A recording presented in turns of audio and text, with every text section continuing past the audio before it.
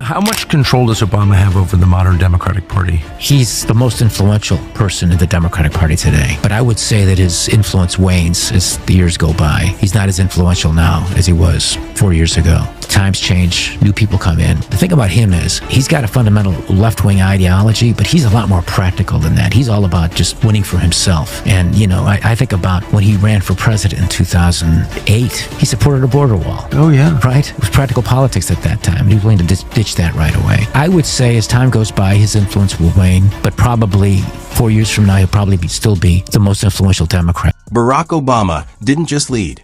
He staged a never-ending spotlight tour. Wrapped in charisma, dressed in poetic speeches, and elevated by a media that treated him like royalty. His legacy floats around like a fragile soap bubble, glossy, empty, and always a second from popping. The man who once promised a revolution now recycles talking points like he's running a political thrift shop. And behind that smooth delivery and camera-perfect grin, a string of contradictions dressed up as progress. Tucker Carlson's here now, pulling the pin on that illusion. And what's underneath? Let's just say it ain't pretty. The amazing thing is that Barack Obama, I was there. I knew Obama. He ran against all that stuff. Yeah, he did. Right? Iraq was the bad war. Afghanistan was the good war. And he ran a campaign against that. You know,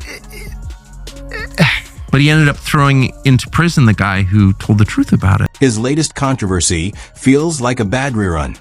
Think political soap opera with a Cold War twist. But this time, it's whispers of Russian ties, ironic smirks, and plot holes you could drive a tank through. Guess who's tearing into it? Tucker Carlson, armed with dry wit, stacks of evidence, and the kind of sarcasm that leaves paper cuts. He's not buying the rerun, and neither should you. That he's a Netflix producer, along with his 8-adult wife, Michelle. He's producing more racial division. The latest is called Leave the World Behind. It's a fictional thriller about the collapse of technology and what humans would do with no phones or computers. The movie follows a family on vacation at a rental house, and one night they're visited by a father and a daughter who show up seeking shelter. They say their phones no longer work and they need a place to stay. So immediately the white family, because they're evil, that's encoded in their DNA, of course, is suspicious of the visitors because they're black. And it goes on and on and on like this. Here's a clip. I'm asking for you to remember that if the world falls apart, trust should not be doled out easily to anyone, especially white people. Can't trust white people. They're evil. This is the guy, remember, who became famous at the Democratic Convention in 2004 by telling us there is no white America, there's no black America, it's just one America. But of course, that's not really a profit model in politics, is it? So he's been stoking race hatred ever since, and the disarray around us is the result. Obama, once anointed as America's racial savior, now plays the quiet puppet master from the political wings. He grins from behind the curtain, popping out now and then to drop vague sound bites soaked in self-praise, while chaos unfolds under someone else's nameplate. But Tucker? He's not playing along. He yanks the curtain back, not with grace, but with the raw force of a jackhammer. Between 1917 and the election of Barack Obama, 3 Americans were charged with espionage for speaking to the press. Under Barack Obama, 8 people, almost 3 times all previous presidents combined, were charged with espionage for speaking to the press. 3 times. And none of them was charged with lying. Not a single one of them. Because lying is not a crime. That's right. Telling the truth is a crime. That's all right you need there. to know. That's you it can't right support there. a system in which telling the truth is a crime and lying is rewarded. Let's talk about this Russia remix. While the media foamed at the mouth for years over Trump's alleged Moscow bromance, only for the whole story to collapse like soggy cardboard, Obama's ties have been lurking beneath the surface like a forgotten scandal. Except this one reeks of double standards, seasoned with arrogance and served cold. The Cy Hirsch piece, here's the cliff notes. Obama colludes with Nancy Pelosi and Hakeem Jeffries and Schumer. Sunday morning calls Biden and says, you're done. Kamala's gonna 25th Amendment you, and you gotta step aside. And who places the call? Obama. Obama does. So Obama calls the sitting president and tells him, you're done. Then tells Kamala Harris, you're gonna be the nominee, but if you don't gain traction, if you're not popular, we're gonna take you out too. I mean, it's all shocking. Tucker doesn't traffic in tinfoil hats. He just connects the dots. Private meetings with foreign intel leaders? Check. Coincidental post-presidency travel aligning with global hotspots? Yep. Off-record chats with powerful players that magically result in pro-Obama headlines? All part of the recipe. And Tucker serves it up like Thanksgiving dinner, except the stuffing is made of receipts and the turkey's been roasted twice.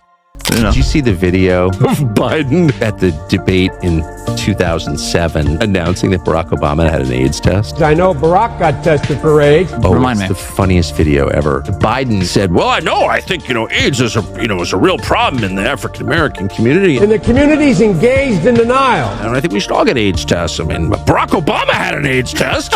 I know Barack got tested for AIDS. There's a cutaway of Obama being like, I hate you. It's an important thing. Then Biden's like, which is totally good. And I think he's negative, but all men should get an AIDS. There's no shame in being tested for AIDS. Obama is. Now let's revisit Obama's so-called legacy.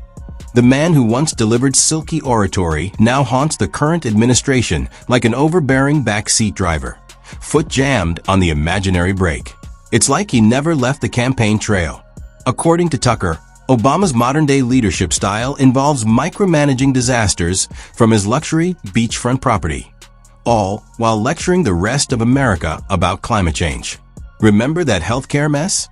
While regular folks were slapped with sky-high premiums, Obama slapped his autograph on a bureaucratic nightmare. Tucker digs into that wreckage like a bloodhound with an axe to grind. And let's not skip the surveillance saga. Obama's record on spying gets displayed like a souvenir mug, except instead of tourist logos, it's got journalists' faces etched in. All in the name of national security, of course. Because nothing says transparency like a secret tap and a shrug.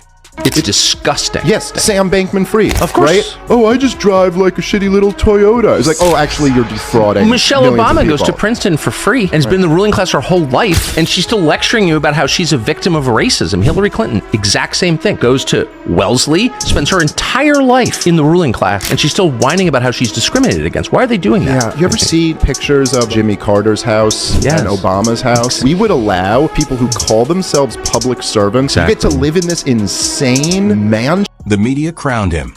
Still do. But Tucker? He's the unwanted party crasher, showing up with a megaphone and a folder full of awkward facts.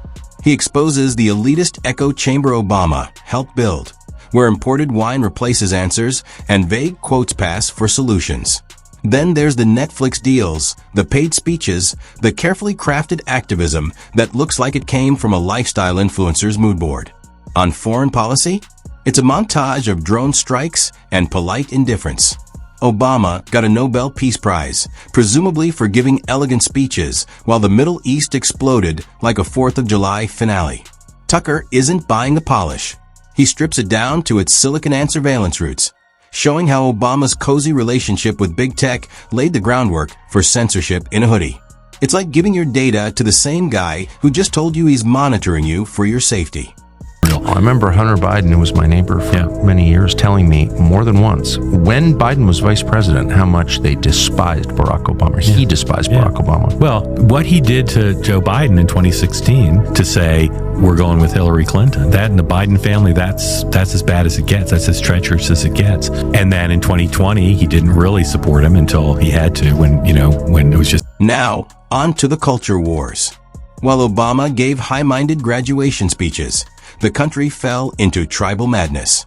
Tucker draws the line from Obama's subtle nods to identity politics straight to today's ideological chaos. He didn't start the fire, but he sure sold the mores. And then there's the latest Russian twist, a comedy script waiting to happen. While Trump got roasted for playing pen pals with Putin, Obama's name kept floating up in diplomatic chatter like a balloon no one could pop. Tucker says it's not that Obama was passing love notes to the Kremlin.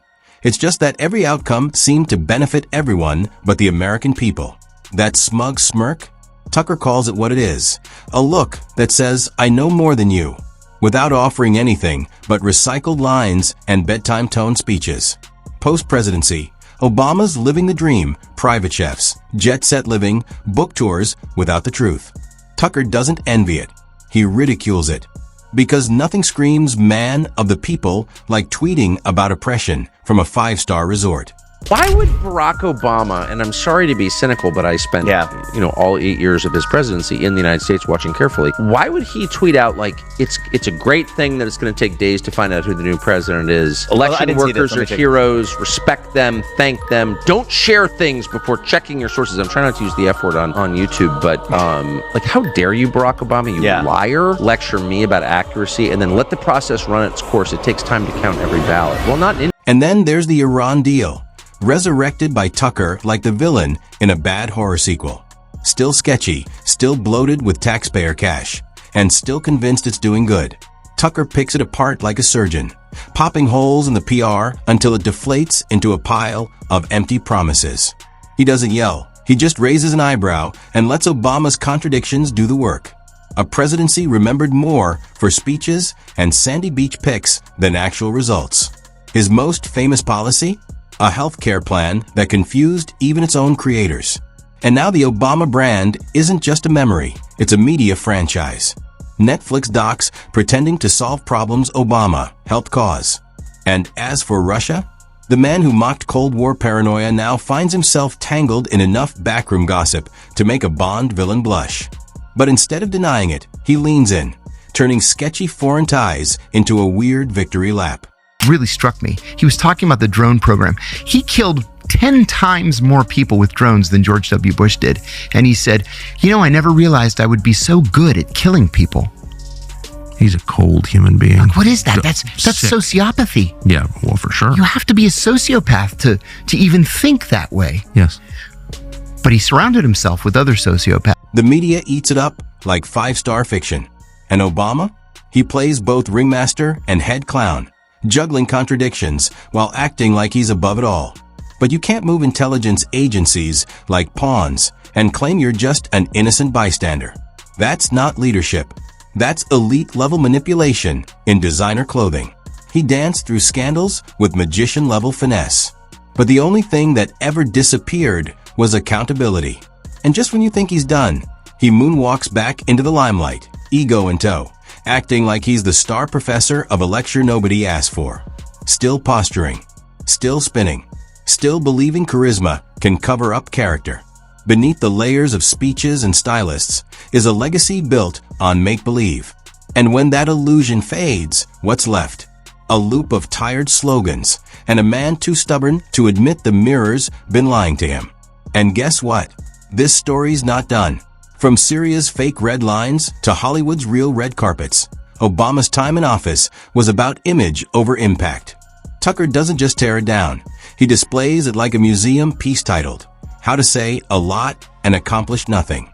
I'll just say it. I'm not surprised at all. I watched what happened in Rhodesia when it became Zimbabwe in 1980, and something identical happened. There was a lot of killing, and they drove it, to the bottom rank of nations, the poorest country in the world. And following exactly the same script, I always thought that would happen in South Africa. I wanted to be wrong. Turns out I wasn't. What really bothers me is that the West has allowed this and cheered it on, because I live in the West. I live in the United States. So I don't want to think that my leaders are for killing people on the basis of race, but watching how they've stood by and applauded, Barack Obama's applauded all this stuff. Yep. It tells you everything about Barack Obama. And while everyone else's conspiracy theories turned into Reddit threads, the latest whispers have Obama mingling right where influence and favors swapped hands like poker chips. Tucker unpacks it with giddy precision, lining up timelines, pointing out coincidences, and showing how all the dots connect just a little too conveniently. His inner circle? A carousel of Ivy League insiders and Silicon Valley hype men, thinking all it takes to govern is a TED Talk and a branding agency. Tucker doesn't just roast them. He firebombs the whole think tank. These so-called thought leaders couldn't manage a lemonade stand without a strategy meeting, a podcast, and a 6-part docuseries. I would love to... You're not allowed to talk about Obama?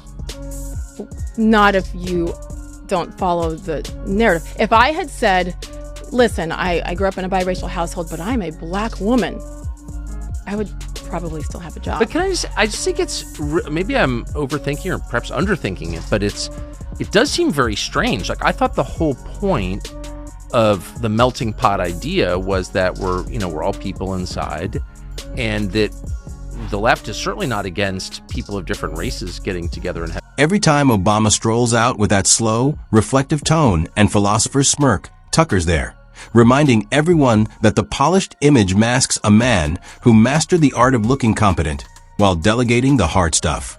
Domestic policy? Looked great in theory, landed like a dropped piano. Education? More favors to unions than help for kids. Environmental policy? Do as I say, not as my motorcade does. Gun control? All speeches, all theater, delivered behind a wall of Secret Service. It's governance by golf swing, nudging America toward a version of progress that looks great in magazines, but crumbles under pressure. Glossy decline. Dysfunction with a designer label. And Tucker doesn't even call it an ending. He calls it halftime. Because there's more to grill, more double standards to reveal, and fresh material arriving daily.